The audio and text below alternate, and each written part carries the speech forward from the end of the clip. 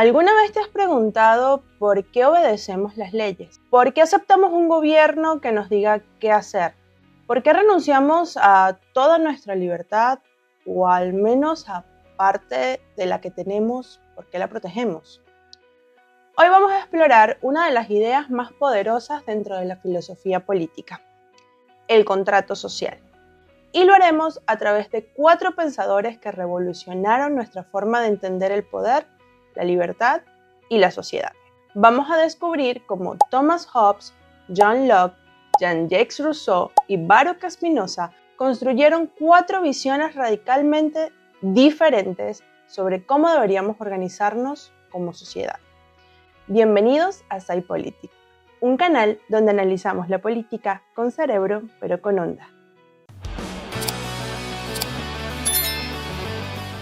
Para entender el contrato social, viajaremos a la Europa de los siglos XVII y XVIII, coincidiendo históricamente con lo que se podría denominar con el siglo de las luces. Durante siglos, el mundo fue gobernado por reyes, que gobernaban por ese derecho divino. Pero estos 4 filósofos durante la época de la Ilustración se hicieron una pregunta revolucionaria. ¿Y si el poder no viene de Dios, sino de nosotros mismos? ¿Y si los gobiernos solo son legítimos porque nosotros aceptamos que lo sean? Vamos a ver el concepto de contrato social. El contrato social es un acuerdo real o hipotético entre las personas de una sociedad y el Estado. Decidimos renunciar a cierta libertad absoluta que tendríamos en ese denominado estado de naturaleza, donde no habría gobierno ni leyes, a cambio de seguridad, orden y protección de nuestros derechos. Hagamos una analogía para poder entenderlo mejor. Es como vivir con roommates. Podrías hacer lo que quisieras, tú solito, pero resulta que todos deciden acordar ciertas reglas para una mayor convivencia. Renuncias a la libertad total a cambio de mantener la armonía. El contrato social es eso, pero a escala de una sociedad. Ahora la pregunta es, ¿qué tipo de acuerdo es justo? ¿A cuánta libertad debemos renunciar? ¿Qué tipo de gobierno creamos? Aquí es donde estos 4 filósofos difieren radicalmente. Thomas Hobbes es un inglés nacido en 1588. Sus libros, El Leviatán y El Behemoth, siguen siendo los libros más influyentes y perturbadores dentro de la filosofía política. Y es que para nosotros dentro de SciPolítica, Hobbes era un pesimista, pero un pesimista con mayúsculas. Hobbes vivió la Guerra Civil Inglesa entre 1642 y 1651. Vio decapitaciones, muerte, caos. Él mismo lo decía, mi madre dio luz a gemelos, al miedo y a mí. Ese miedo al caos fue lo que marcó toda su filosofía y es lo que vamos a estar viendo. Veamos un poco del estado de naturaleza de Hobbes. Hobbes nos pide imaginar la vida sin gobierno, sin leyes. A esta parte él lo llamó estado de naturaleza, ya que para él era una pesadilla absoluta. No había ningún tipo de orden, el caos reinaba y se desarrollaba en los peores comportamientos humanos. Su frase icónica dentro de sus textos sería: la vida del hombre es solitaria, pobre, desagradable, brutal, corta, es decir, pesimista. Pero ¿por qué Hobbes era tan negativo? Bueno, aparte de lo que ya hemos visto, Hobbes creía que los seres humanos somos naturalmente malos, egoístas y competitivos por naturaleza, identificando así al menos 3 causas de este conflicto. 1. La competencia. Todos queremos los mismos recursos y estos son escasos. 2. La desconfianza. Si no te ataco primero, tú me vas a atacar a mí. Y 3 sería la gloria. Queremos reconocimiento y poder sobre otros. Para este autor, sin autoridad superior, estaríamos viviendo en una guerra del todos contra todos. Es lo que en ciencia política conocemos como el hombre es el lobo del hombre. Entonces, ¿cuál sería la solución hobbesiana? ¿Cómo salimos de este infierno? Pues para Hobbes es simple, hay que hacer un contrato social donde todos en la sociedad renunciamos a nuestra libertad absoluta y transferimos todo a un soberano todopoderoso al que Hobbes llamó el Leviatán, como el nombre de su texto. Este soberano debe tener poder absoluto, porque cualquier espacio de libertad nos devuelve al conflicto que existe dentro del estado de naturaleza. Solo el poder que dé miedo puede mantenernos a raya. Digamos que para Hobbes un gobernante debe ser fuerte y poderoso, al que la sociedad le tema, porque solo con alguien así evitaríamos que nuestros deseos particulares de poder y nuestro propio egoísmo nos lleve a nuestra propia destrucción. ¿Qué características tiene el contrato social de Hobbes o el contrato hobbesiano? Bueno, vamos a ver diferentes puntos claves. 1. Es irrevocable. No puedes retirarte del contrato. 2. El soberano está fuera de este contrato, es decir, no puede romperlo porque nunca lo firmó. 3. No tienes derecho a la rebelión. Para Hobbes, incluso un tirano es mejor que la anarquía. Y 4. El soberano decide todo. Religión, educación, todo lo que se puede decir, todo lo que se puede hacer. Sin embargo, dentro de la filosofía de Hobbes hay un problema. ¿Qué pasa si el soberano se vuelve cruel? Estás atrapado. Porque para Hobbes cualquier gobierno es mejor que el caos. Es una elección brutal, pero para alguien que vivió la guerra civil y todos los horrores que tuvo que ver, pues digamos que es un poco comprensible. Tiene un poco de sentido. Aunque Hobbes justifica el autoritarismo, este autor podríamos llamarlo un poquito revolucionario. Entiendan que es la época de los reyes donde eran todos superpoderosos y donde siempre estaba el poder divino. Entonces, que tú digas que el poder legítimo viene de nosotros, porque nosotros lo creamos y no viene de Dios, digamos que es algo revolucionario. Esa idea, sin quererlo, pues abre la puerta hacia un espacio de la democracia. Y al mismo tiempo decirla en su época era un acto que hacía temblar los cimientos del poder de los reyes. Bueno, vamos ahora con nuestro segundo filósofo. Vamos a hablar ahora de John Locke, también inglés, pero nacido en 1632. Si Hobbes podría ser el padre del absolutismo moderno, Locke sería el padre del liberalismo. Sus ideas inspiraron la Revolución Americana y la Declaración de Independencia. Pero veamos un poquito del estado de naturaleza ahora para Locke. Al igual que Hobbes, John Locke también imagina un estado de naturaleza, pero no es un infierno como el de Hobbes, es un poquito más naif dentro de la naturaleza humana. Es un estado de perfecta libertad e igualdad donde habría una ley natural en la que todos pueden estar y desarrollarse mediante la razón. Esta ley dice algo básico y es que ninguno puede dañar a otro en su vida, en su salud, en su libertad, en sus posiciones. Y acá es donde comienza a desarrollar lo que Locke denomina los derechos naturales. Los derechos naturales son ese aspecto revolucionario que tiene Locke, porque Locke dice que todos tenemos esos derechos con los que nacemos: vida, libertad y propiedad, destacando que estos son derechos inalienables y que no los podemos compartir con otros. Estos no los da ningún gobierno, los tenemos simplemente por ser humanos. Todos lo tenemos porque son derechos universales. Existen antes de cualquier gobierno. Veamos un poco de la teoría de la propiedad de Locke para poder entender su contrato social. Locke tendría esta teoría fascinante de la propiedad porque es que cómo algo se vuelve tuyo. Pues para él es simple, mediante tu trabajo.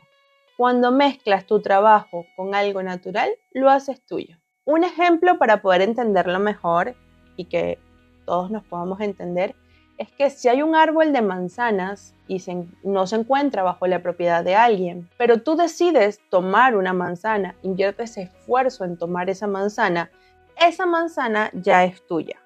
Lo mismo aplicaría con la tierra que cultivas, por ejemplo. Sin embargo, aquí tenemos un problema lockeano. Si el estado de naturaleza no es tan malo como nos lo mencionaba Hobbes, entonces, ¿por qué es necesario crear un gobierno? Bueno, acá Locke identifica 3 inconvenientes que podrían ayudarnos a entender por qué es necesario armar un gobierno dentro de la idea de Locke.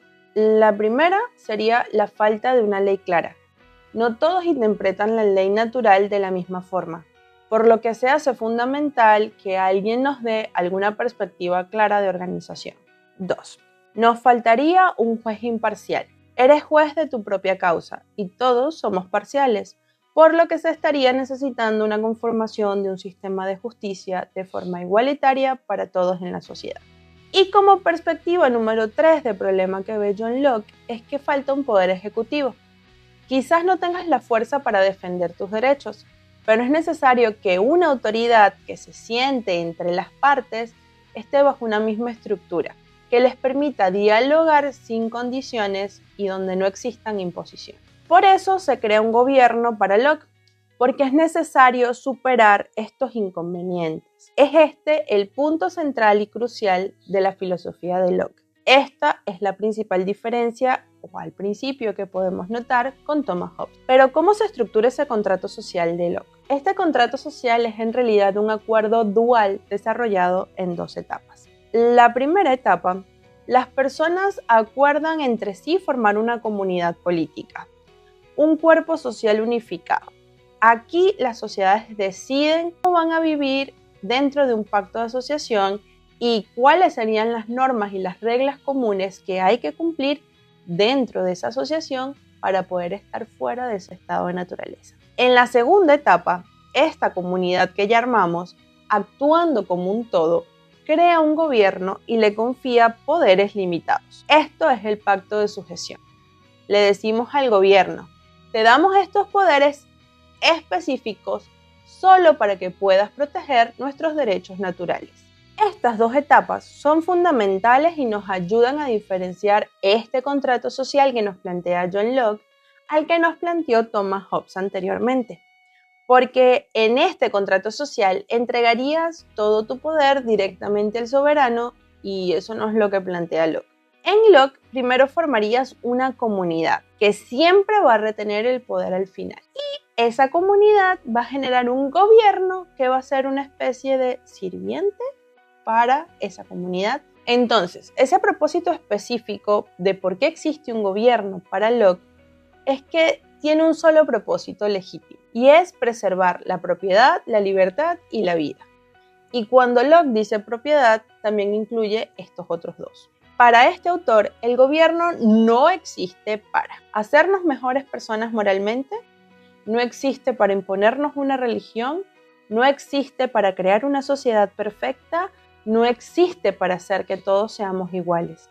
Existe solo para proteger lo que ya es nuestro por naturaleza, nuestros derechos. Veamos ahora un poquito las características de este contrato social lockeano. El poder es limitado. Solo le damos poder al gobierno cuando es necesario proteger nuestros derechos naturales. El gobierno es un administrador, es como un trustee que administra nuestro poder y si abusa de este, pues procedemos a quitárselo. Debe haber un consentimiento legítimo. Este gobierno solo es legítimo mientras cuenta con nuestro consentimiento. Y también debe hablar de una separación de poderes.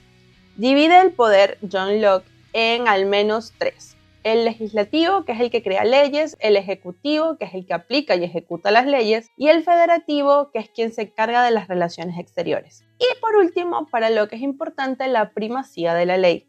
Nadie, ni el rey, está por encima de la ley. Otra característica importante a destacar dentro de la filosofía y el contrato social de John Locke es el derecho a la resistencia. Es otra diferencia clara que presenta con Thomas Hobbes, donde Hobbes nos diría que no te puedes oponer al poder, porque ese Leviatán lo debe contemplar completo, porque si no regresamos al estado de naturaleza. Para Locke también se desarrolla ese derecho a la resistencia. Imagínense decir esto cuando vivías bajo el poder absoluto de la monarquía. Siendo esta una afirmación importante, ¿qué pasa si el gobierno viola sus obligaciones y se vuelve tiránico para John Locke? Hobbes nos gritaría, ¡aguanta! Locke gritaría, tienes derecho a la rebelión. Si el gobierno viola sistemáticamente nuestros derechos naturales, pues tenemos derecho a romper ese contrato social que creamos en un inicio. El pueblo recuperaría su poder y se puede formar un nuevo gobierno, establecerse un nuevo pacto social. John Locke confía más en la naturaleza del ser humano de lo que lo hace Hobbes. Él cree que podemos ser racionales, cooperativos, capaces de autogobernarnos con las instituciones adecuadas. No somos ángeles, pero tampoco somos lobos. Vamos ahora con el tercer filósofo que nos correspondería ver. Un momentito allí. Si todavía no te has suscrito a este canal, te invitamos a que lo hagas, es un botoncito allá abajo, es totalmente gratis, nos ayudas a seguir generando contenido, aprovechas, le das like y comparte, porque todo eso hace que YouTube nos muestre a más personas. Es un ginebrino y se llama Jean-Jacques Rousseau, nacido en 1712. Si Hobbes era pesimista y Locke podríamos denominarlo el optimista, Rousseau para nosotros sería el romántico. Y va a desafiar a ambos con ideas un poquito más radicales. Su texto, El contrato social, fue prohibido y quemado. Se convirtió en la Biblia de la Revolución Francesa, para que se hagan una idea. Rousseau comienza su libro con una línea inolvidable. El hombre nace libre, pero en todas partes se encuentra encadenado. Para Rousseau, nuestra condición natural es la libertad, pero la civilización nos ha aprisionado y agrega. Hay quien se cree amo de los demás cuando no deja ser más que un esclavo de ellos. Entonces, ¿qué pasa con ese contrato social de Rousseau? Bueno, hablemos primero del estado de naturaleza rousseauiano.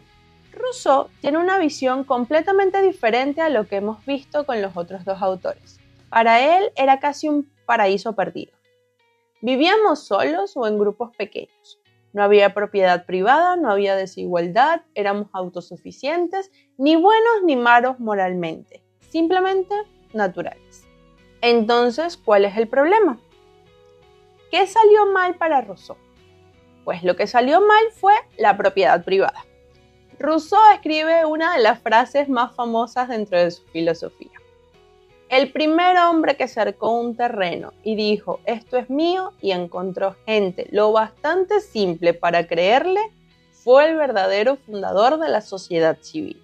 ¿Cuántos crímenes, guerras y horrores habría ahorrado al género humano quien hubiera gritado, guardaos de escuchar a este impostor?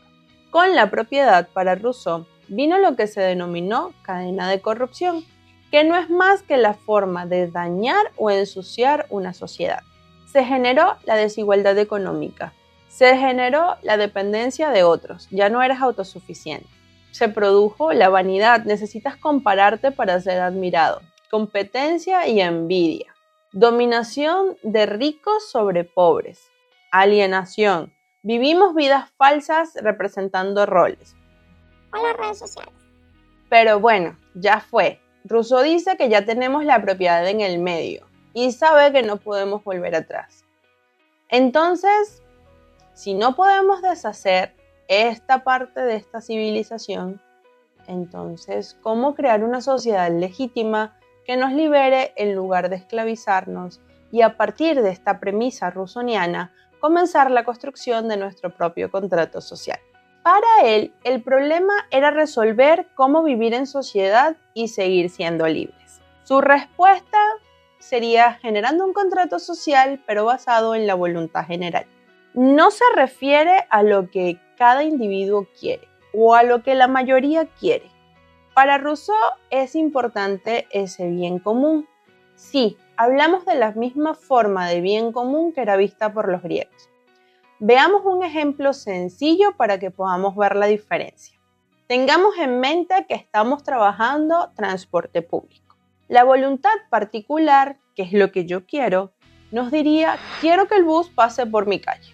La voluntad de todos, es decir, lo que quiere la mayoría, sería, bueno, la mayoría está votando porque pase este transporte por el centro.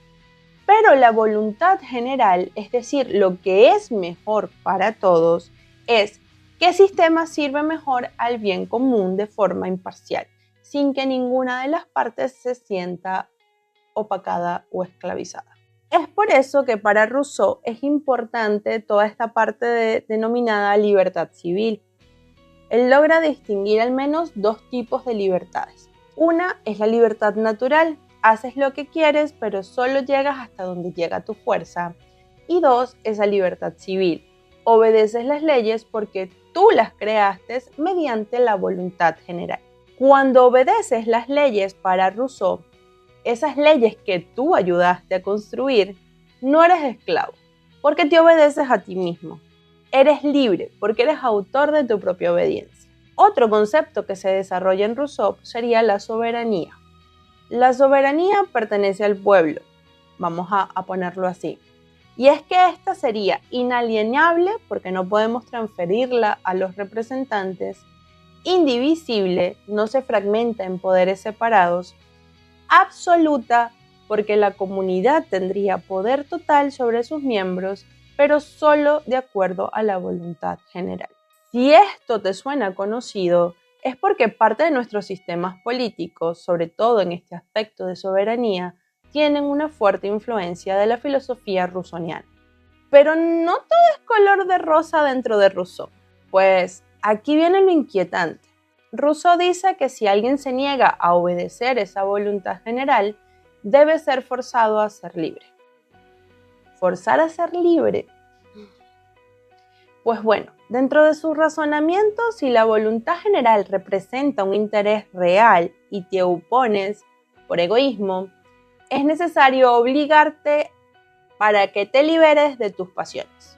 Muchos han visto en esta parte de Rousseau semillas para que se llegue a un autoritarismo, ya que se puede interpretar como una justificación para obligar a la gente por su bien, suprimiendo disidencia en nombre de la verdadera libertad. ¿Cuál sería ese legado que Rousseau nos dejó? Bueno, Rousseau influyó enormemente en nuestras sociedades, sobre todo en la forma en la que decidimos construir nuestro contrato social en el Estado. De forma positiva, inspiró movimientos democráticos, enfatizó en la igualdad y en la participación popular. Pero de forma negativa, fue de pronto citado por Robespierre durante la Revolución Francesa, durante ese periodo del terror. Y bueno, sus ideas fueron usadas por regímenes totalitarios, por lo que tampoco ayudó mucho dentro de la publicidad de Rousseau. Pero espérate un momentito, porque en ciencia política siempre se ha hablado de Hobbes, Locke y Rousseau, pero es que hay un cuarto pensador que también merece estar dentro de esta conversación y que es muy pocas veces mencionado dentro de los denominados contractualistas. Un momentito, si todavía no nos has seguido en Instagram, puedes hacerlo. Acá tienes nuestro perfil de Instagram, puedes seguirnos o puedes escanear este código QR que te dejamos acá para que vayas y te suscribas y te unas a nuestra hermosa comunidad. Continuemos con el video. Este cuarto pensador sería Baruch Spinoza. Fue un filósofo holandés sefardí que nació en Ámsterdam en 1632, el mismo año que Locke. Spinoza es fascinante porque escribe entre Hobbes y Rousseau, pero su visión es totalmente única. Fue excomulgado de la comunidad judía a los 23 años por sus ideas radicales. Vivió modestamente puliendo lentes y escribió una de las obras más revolucionarias dentro de la filosofía política, el Tratado Teológico Político. Spinoza vivió en la República Holandesa, uno de los lugares más tolerantes y libres de Europa para ese momento. Esto marca gran parte de su pensamiento. No escribe desde el miedo al caos como lo hace Hobbes, sino desde una experiencia dentro de una sociedad relativamente libre. Para Spinoza, ese estado de naturaleza es similar al de Hobbes en un aspecto. No hay ni bien ni mal objetivo, no hay justicia ni injusticia natural, pero difiere en algo crucial, y que es que cada ser tiene tanto derecho como poder. Si un pez grande se come uno pequeño, no comete una injusticia, simplemente ejerce su poder natural. Lo mismo aplica contra los humanos. En simples palabras, no hay pecado ni virtud, solo poder. Y esa va a ser una palabra que va a marcar gran parte de la filosofía de Spinoza. Cada uno tiene derecho a todo lo que puede conseguir, pero sobre todo lo que puede mantener. La razón y las pasiones tienen el mismo estatus, son naturales. No existe una obligación moral natural de respetar a otros. Aquí Spinoza es interesante, porque menciona que los seres humanos no somos especialmente racionales por naturaleza. Somos más bien esclavos de nuestras pasiones, del miedo, del deseo, de la ambición, de la envidia. Pero, y esto es clave dentro de la filosofía, tenemos la capacidad de ser racionales. Y cuando usamos esa razón y esa capacidad de razonar de forma correcta, descubrimos algo, que cooperar es más útil que pelear. Spinoza nos diría que nada es más útil al hombre que el hombre mismo. Los seres humanos racionales, se dan cuenta de que vivir en sociedad bajo leyes comunes es infinitamente mejor al caos del estado de naturaleza. Entonces, ¿cuál es el problema que ve Spinoza? ¿Por qué salir del estado de naturaleza? Bueno, por razones prácticas. Vivir solo es miserable e inseguro. No puedes defenderte contra grupos organizados. No hay paz, no hay ciencia, no hay arte, no hay prosperidad. Vives en un miedo constante y en una constante incertidumbre. ¿Cuál sería la estructura de ese contrato social spinoziano? Pues, aquí realmente se pone interesante porque combina elementos de Hobbes con una visión única en su contrato social y funcionaría más o menos de la siguiente manera. 1. Había una transferencia de poder. Como Hobbes, Spinoza dice que debemos transferir también nuestro poder natural al Estado, pero a diferencia de Hobbes, esta transferencia sería condicional. 2. Estaría basado en la utilidad, no en la obligación moral.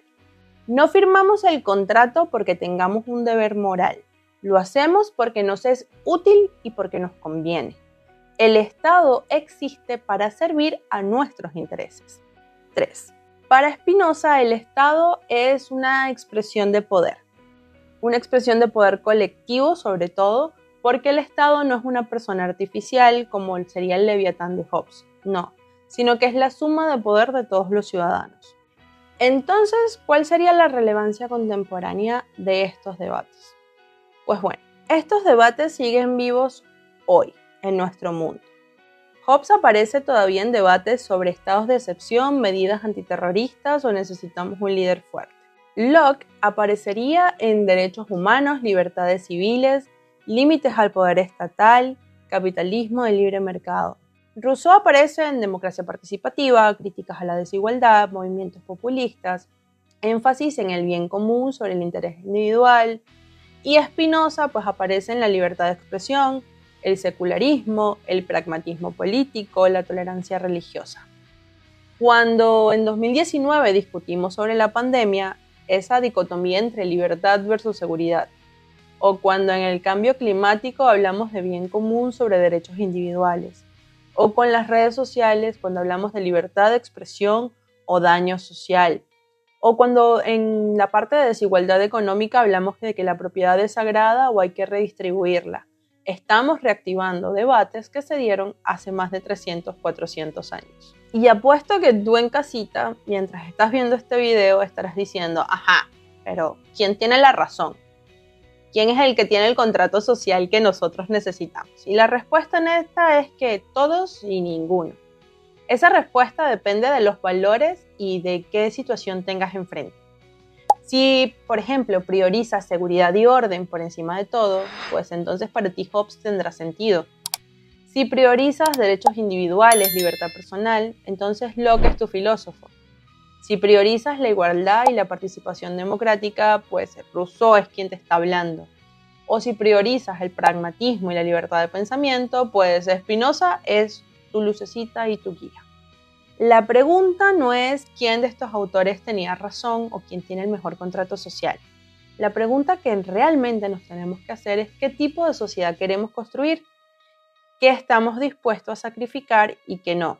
Más seguridad o más libertad, más igualdad o más propiedad individual, más participación directa o más eficiencia representativa. Estas son preguntas que cada generación debe responder todo el tiempo. Así que ahora la respuesta la tienes que dar tú en los comentarios y dinos con qué autor te podrías identificar mucho más. Recuerda, no hay respuesta correcta. Déjanos abajo si estás con Hobbes, con Locke, con Rousseau o con Spinoza. También nos puedes decir por qué y así nos ayudas a entender. Esto fue SciPolitic, un canal donde analizamos la política con cerebro pero con onda. Adiós.